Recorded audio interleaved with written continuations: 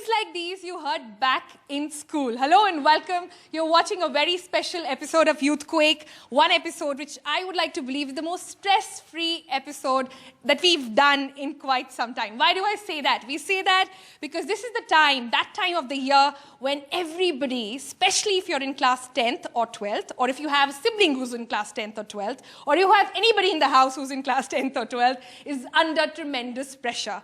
Cracking that number, cracking it, if you're in class 10th, the pressure is going to be of just sitting in for board examination. And what is going to be the number? What will my best friend get? What will people in my colony get? What will my mother think? And if you're in class 12, the question is, how do I get that number to crack my dream college? All of this leads to lots of questions in your mind. And this is, I believe, the first time in your school life that you actually dread getting out of school. Okay, so on that note, we are here in DPS Faridabad. DPS known for having the best toppers. They obviously train their students into cracking that best number, but are they also doing enough when it comes to telling them that it's okay not to get numbers? We're going to find all that out this episode. And on my right are students from class 10th. Can I have a show of hands? And class 12th as well. Lots of class 12, lots of questions you can ask there as well. I also have with me some mentors, some counselors who will be answering all your questions. We have teachers here in the school to tell us what the process is like, because these are the people who deal with it year after year.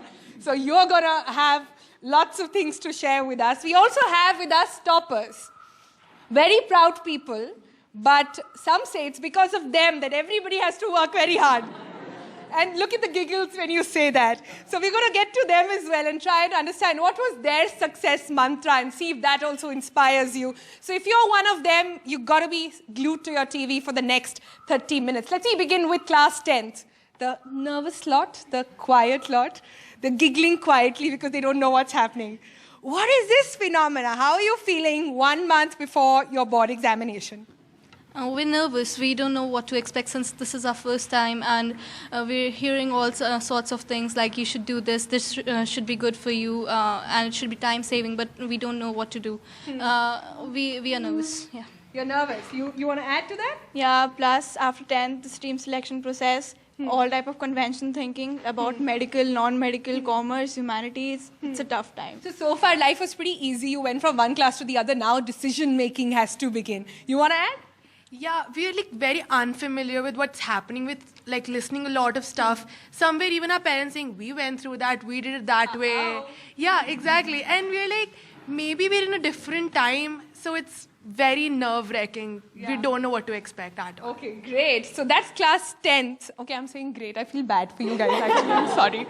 I'm sorry. But okay, class 12th, on the other hand, will have a lot to say about, because for them, it's a different ball game altogether. I want to understand who amongst these is the nerd in class 12th, one who's set to top in your class. Okay, very, very shy hand I had there. What are your expectations from class 12th? People here believe that you're going to top it. I think I will be blasting this result this time. Blasting this, I love that word, yeah. Because I'm putting lots of efforts and I think I will be doing good. Okay, class 12th, any other people who feel not like that? The backbenchers, I want to come to you guys, yeah. I'm not really sure what's going to happen after 12th, and right now I'm like really stressed out about just 1 month left, and I have to just start preparing right now. It's like I have to start cramming things right now. So I really don't relate to him, and I don't know how he does it. So. Do you secretly feel why? Why do they have to work so hard? Why do they have to Yes, I do. Because it puts so much pressure on me to do better, to do better than them. Yeah. So it's very... Do you go back home and your mother says, did you see how much that one got? And do you know what percentage you need if you want to become something in life? It's every day, every single day. Every day you hear it? Every single day I have to get a lecture that you have to do better, you have to do better. So I'm like, how much better? So I don't really know. So it's like very confusing right now. It is confusing. Okay, so we've understood what the problem is perhaps, stress levels, but how do we take care of it? How do we tackle it? For that we have some experts over here. So I'm going to begin with you. to try and understand from you. This is an everyday affair. What baffles me is it's been going on for generations. When perhaps you were in school, when I was in school, which is just yesterday, by the way, if you should be interested to know. And this stress level just does not ease. I'm sure the parents have also gone through it. How is it that we are not being able to crack it? You know something, we as parents identify with our children's success. And we try to live vicariously through their success. Yeah. And their aspirations are basically our aspirations. That's the problem. That's when, when parents come to me, I say one thing, leave them alone. Let them make their own dreams. Yeah. At least, they are not going to say tomorrow, I did it because you wanted me to do it. Yeah. So, inadvertently, they are putting too much of pressure. Well, not many parents here, but you have the approval of all the students, definitely. When you meet with students like these, and such true, people, kids who go back and say, listen, how much of lecture? I can't take it anymore. What do you want to tell them at this point? So there are two issues. One, as we said, the entire ecosystem. So institutionally, I feel career counseling should start early in schools. So I travel a lot. So I was at a school in US at Iowa, Kennedy High School. So 8th class students start doing job shadowing. So they go and see, okay, lawyer does this job, this guy does this job, finance expert does this. So they start understanding. In India, the major problem is like you asked 10th class. So they said, I don't know what stream to take because I love psychology, but my dad loves science and so on. And my mom probably is saying, okay, you take bio, you be a doctor. And the child is torn in between. So they are selecting and trying to juggle between subjects, but what they should actually be doing is trying to think and see what is it that they really want to do in the long run. What kind of job they want to do. Second thing, like in case of 12th class, when it comes to career, a lot of people are worried because for a student, it's like, okay, career is something later. First, let me get into a good college and enjoy college life. Yeah. I want to, So kids are to be blamed as well. I'm not getting a hammering on the students, on all the parents on this show. Yeah, they have built up expectations, which at times, maybe you have not checked your aptitude. Maybe no psychometric test has happened. And you are working on one side and still expecting to crack that one. Yeah. Second is not realizing that everything is not through marks. Lot of things are through entrance. Let's say I want to get into law. It is purely through entrance. Hotel management, entrance. Fashion design, entrance. The reason I've called you guys on the show and also to speak with these people is to try and understand what was your success mantra. If you see somebody like you sitting right behind there, aspiring to be in SRCC, aspiring to be getting that top percentage, what would you tell them today, having cracked it? Basically, I guess there are three success mantras. First of all, obviously, regularity in studies. Second, I would say smart work. You don't have to work hard. You don't have to study for 10 hours a day. Basically, approximately 3-4 hours a day would do. And third, I would say self-study is the key to the The success. minute you said 3-4 hours a day, people are giggling at the back. What is he talking about? It doesn't work like that. So, I'll come to you for a question. Wait. like I say, it doesn't have to be a hard work. It's all about the smart work. Yeah. But those 3-4 hours that you are putting, it has to be the most dedicated, the most concentrated 3 hours of the day. Now tell us, how do you do it? First of all, I get restricted from all the things around me. I put my phone in the other rooms and I simply put the outside world apart from me. Yeah. Distractions outside. Brilliant and bravo for doing this, I have to say. While we can mock all of them, it takes real hard work to crack it, to make it to your college, and this is real dedication. I love when people are passionate about. Is it making sense, whatever everything they're saying? Little bit. Little bit you're saying, huh? How many hours do you study for in a day? Ma'am, it depends upon the mood. Basically, you don't study 2 to 3 hours. You study more than that. Yes, ma'am. Yeah, don't feel bad. It's okay to study. Around 4-5 hours, at least 4-5 hours a day. Like he said, we should study 3 to 4 hours. But what about parents? What should I say? We are studying 3 to 4 hours and that's it. We will be out of our room. We will have to study at least 18 hours. But the problem that we are facing... At least 18 hours. Are you I serious? study 15 to 18 hours. I will be clear. My God. I wake up at 5 Yeah. till 12. Till I not complete my subject, I don't eat. That's how you do it. Because life is hard, you have to study. You can't do it just 3 to 4 hours, you can't. Yeah. And plus, if anybody is... That's brutal honesty. Yeah. If anybody is scoring marks less because we are comparing ourselves with others.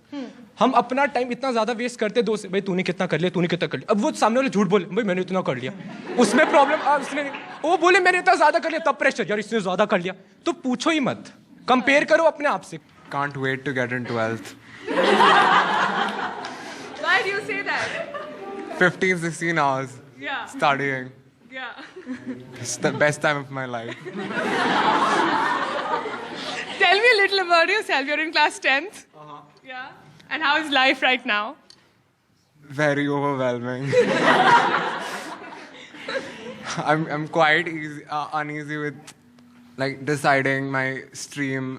That's the biggest concern in my mind because everyone makes it seem like everything depends on this. Yeah. Like the rest of the life is going to depend on the decision you take now. Yeah. And I do not feel comfortable taking a decision like that in class 10th. Say, let me take that to the teachers here. The idea is, Sonal, very simple. The aim of education these children have to understand is to realize themselves, not somebody else.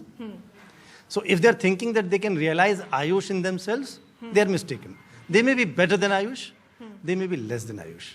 They have to accept that fact first. If they accept that, it's done. Yeah.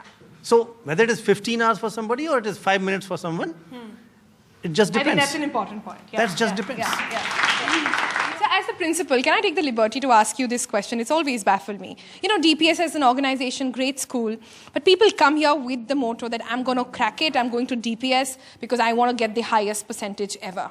So don't you think that schools should also take responsibility somewhere, and even when you have parents like that, tell them that, you know, not every child is meant for it. And despite 98%, what is the guarantee that you're going to do good in life? Like, how do they get that long-term perspective? What is the role do you think the schools should play in it? The school is just a nursery to nurture them. Yeah. So the idea of a school is, you have a young one in your lap, hold it, and make them what they are.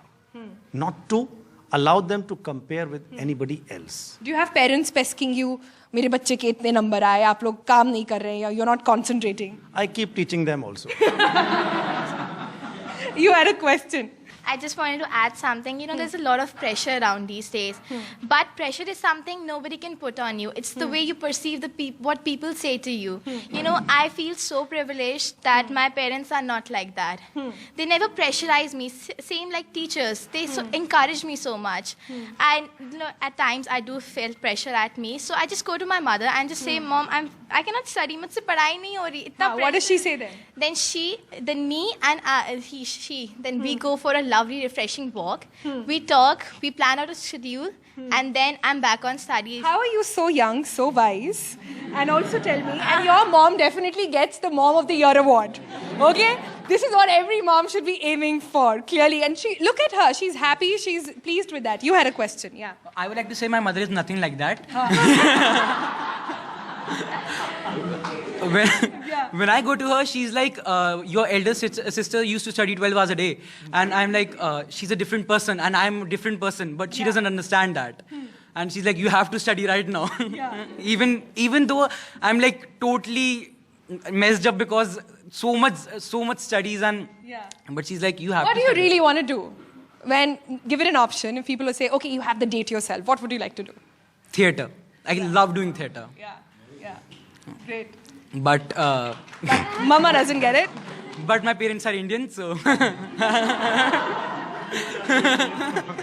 Well, I think this is changing India as well, and I really hope your parents are watching and listening into this. Thanks for sharing your experience with us. And now, you know, and those who don't understand what this young boy just said, let me give you an example. We have somebody here with us who did not score very well in their class 10th and 12th, yet went on to do something, chased his dream, and went on to do something which is very satisfying at this point. Can I say that? You're wearing a nice, bright smile on your face. When you hear all these kids and say 98%, 95%, this one says, oh, just 96, like it's nothing. Like it's nothing at all. How much, can I ask you, how much did you get? I got 67%. And I'm bloody proud of it. And people who have got 96, 97, I mean, huge respect. But I think it's just that what do you enjoy doing? Like, I didn't enjoy studying. Yeah. I mean, I knew that, 60 plus has to be there. Family pressure, you'll get married, and, all those things going to happen. If you get married, you'll be asked your high school percentage. Oh, you don't know. I mean, yes, a lot of places, like, people study for it. I'm telling you practically. Which MBA college are you from? There's a lot of society pressure. Okay. So, for sure. But I think life really starts after school. Yeah. Like, before school, I know we are in that, frog in the pot sort of situation wherein we are just looking at the numbers and, there's a lot of pressure to compare and stuff like that. But I think it's beyond, I think life starts after this. I think you just have to, no way I'm saying don't hustle, don't work hard, don't have pressure. Good pressure is also good. You just have to enjoy the process. Some of the best examples around the world, like my inspirations, Richard Branson, Mark Zuckerberg, Steve Jobs, they are the ones who have not studied. Like, they knew what they wanted, but they were not like, get the numbers out. In fact, some of my college mates who were like the toppers used to work under me in my hotel. Wow. I have hired MBAs as stewards in my hotels. Wow. I have an intern who has just done an MBA in food technology. And what do you think made that happen for you? Numbers, clearly, and Scott did not make that No. happen. What made it happen? I think I was just enjoying what I was doing. Tulika, you want to add? Yeah, I would like to add one thing. Have fun. Yeah. Because it helps you grow. You have some stories to tell your kids someday that I did live. I didn't stop living. So I feel study smart. Parents, don't ask them how many hours they studied. Ask them what they studied. The dining table conversation has to come alive for the children to really bloom. Yeah, but all this is good. At the end of the day, the minute you give that argument to parents, they'll say, okay, fine, but where will you be in class 12th? What will you do? What are your options? I think I'm a career counselor, so the career options today are so, how many career options are there? According to US Department of Labor, there are 78,250 careers. But 78,250 careers. But a typical North Indian parent is considering 7-8 careers. Not just North India, South India also. Come on. Yeah, you can't just blame North Indians for it. Yeah. Okay, I'll take that. So a typical Indian parent, I would say, even surprisingly, Indian parent in Kuwait. I work with DPS Kuwait. Yeah. Even Indian parent in US. Typically are still kind of stuck on with certain careers, thinking that this is the thing which India was... also gives the world the best of economists. It also gives the world the best of doctors. That wouldn't happen if everybody was just having fun in life. Also, sommeliers, yes, why not? Yeah. Also, so if I was a parent, I would kind of start researching early. Maybe I would start off in 8th class. If I was a school, I would start doing workshops for parents first from 8th class, not students. Why? Because parents are taking the charge of the kid. So look at who's doing the decision making. I have a parent raising a query on that. Let me come to you. After having listened to all, kids don't know which career to take, as they've already shared. As a parent, if your child is doing well in all subjects, then it's even more difficult. If he's good in science, acha science le le. Yeah. But if it's equally good in all, then you are sort of... So we got the psychometric testing done. We took Tulika ma'am's help. She's been guiding us for about 3 years now. And I must say, there's been a big turnaround. As she said, she tells parents to stay away. So she told my wife especially to stay away. Okay, and she wanted to have a one-on-one with her. I love how this has come from another mother, by the way. Right. She wanted to have a one-on-one with her. Me and my wife also took counseling because we were getting a little this thing. So she was asked to be a bit more involved with her in walks and going out. And I had to sort of, correct my course a bit. But So I think, okay, I have to wrap up the show, and I quickly want to get a couple of words. Let the students have the last word on this one. But I think a couple of things that we are taking away from this program today. One, every child is unique. Every child has their own path and journey to take. So don't press everybody into becoming this very wonderful guy who cracked SRCC. Okay, I think I'll get beaten after all the toppers after doing this show, but that's not what I'm doing. I'm trying to say that every child is unique, every child is special, and they have their own journey to take. You had a question, the backbenchers, I love you all. So it's mostly like, one of my friends said, comparing with what you've done earlier, but it can also have like some negative aspect. Like you think I used to enjoy studying earlier, and now when the exams are coming on, I'm just not thinking about my syllabus or my revision. I'm thinking about what will happen 5 months on. What if I don't get the required percentage, or what will happen, and will I even get admission anywhere? So like those dedicated hours. That is the perfect definition of stress. My friends, that is exactly how you define it. I'm going to go to somebody who's done this. How do you resolve that problem? See, one thing in retrospect that I really, really regret about 12th grade, I was in DPS as well. I was a blue tie, blue badge, everything. Whatever, So the regret always, I was always constantly thinking too much. I was talking too much to myself about myself. What will I do? Have I prepared? Am I prepared enough? One thing that is really, really important at the 11th hour is to just stop thinking too much. Whatever I scored, but I think I could have done even better if I would not be thinking so much. Okay. One day before the results came out, I was crying at home. Aww. I was completely, I was going into a meltdown. I didn't know what to do. So my father, you talk to him right now. So he said to me, did you give your 100%? Did you put in everything you have? Are you sure? I said, yeah, of course. I put in all my efforts. I worked hard. I gave up my phone and everything. So he said, So he said to me, then it's fine. Whatever comes. Tomorrow you should not have any regret because you gave 100%. Yeah, I think that's a lovely note to end on. I think that's where I'm going to wrap up. And can we all agree to the fact here, and everybody watching here, that stress is actually a bad word. Get that out, and life is going to be great either way. Believe in it, work on it, and just pursue what you really want to do. What's important is to at least know what you want to do. On that note, thank you so much for watching Youthquake this week. It's been fabulous coming to DPS and chatting up with all these lovely people.